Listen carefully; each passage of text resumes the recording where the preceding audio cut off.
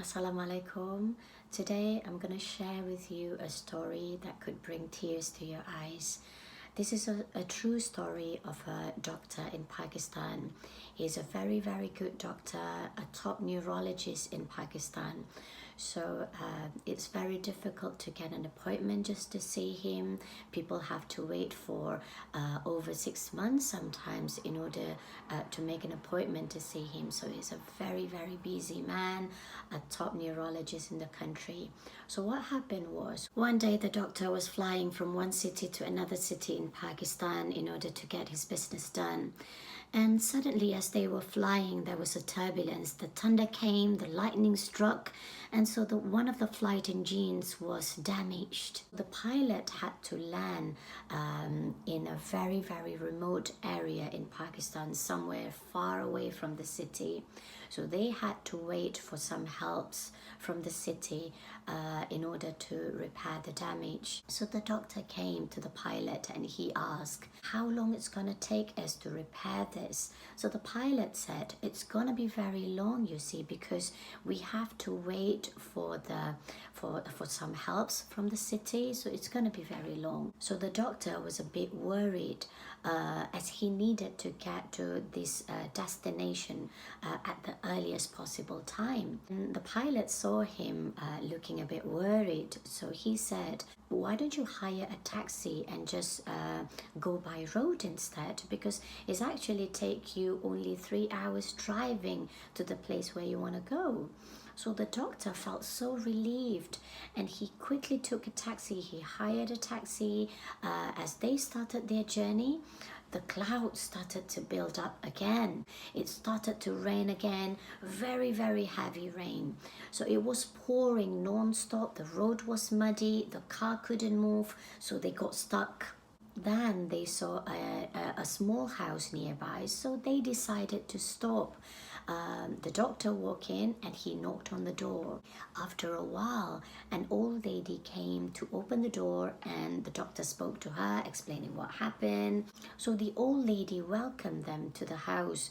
She brought them into a room where they could perform their salah, they could take some rest. In the room, at a corner of the room, there was a child lying down on a bed. So the doctor saw that the old lady was keep on checking on the child. She sat there next to the child. She read Quran. She made dua. She performed her salah. So she didn't leave the child alone at all. So the doctor was observing what the old lady was doing. After a while, the rain stopped, so they decided to continue their journey. And the doctor, before he left, the doctor thanked the old lady for her hospitality. And then he asked the old lady, he said, if you don't mind me asking, what is wrong with the child? What happened to him? The old lady looked at him and said, the child is my grandson and he's very sick. I've been to all the doctors around, but sadly no one can treat him. And I was told that there's only one doctor in the town that could treat my grandson, but he's far away in the city. But even so, I've tried to call and book an appointment to see him. Unfortunately, they asked me to wait for 6 months and call back after that. Ever since that day, I've been making a lot of dua to Allah subhanahu wa ta'ala, asking his help. We cannot wait 6 months. We need the doctor very urgently, she said. I've been making a lot of dua to Allah. Ya Allah, the child is very sick. The child is very, very sick. He is in need of some help. Please make things easy for me. Make things easy for my grandson, Ya Allah. So out of curiosity, the doctor asked the old lady, what is the name of the doctor, if you don't mind me asking? The old lady replied, he's Dr. Ishan, a top neurologist in the town. The doctor burst into tears. He was crying. Straight away, he burst into tears. The old lady was shocked. "What's happening with you? Why are you crying?" she said. The doctor looked at the old lady and he responded, "Allah has answered your dua. For your dua, the thunder came, the lightning struck, the rain was pouring very heavily, the flight engine was damaged, we had to land in a remote area. I took a taxi and continued my journey on the road. The lightning struck again, the rain was pouring again, we got stuck, we had to stop. Do you know why? Because Allah wanted me to come here and find you, knocked on your door. Wallahi, I'm Dr. Ishan. I am that top neurologist in the city, the one who you like to meet, the one who you had to wait for 6 months just to come and see me. And I am here because of your dua. Allah brings me here for you." The doctor continued.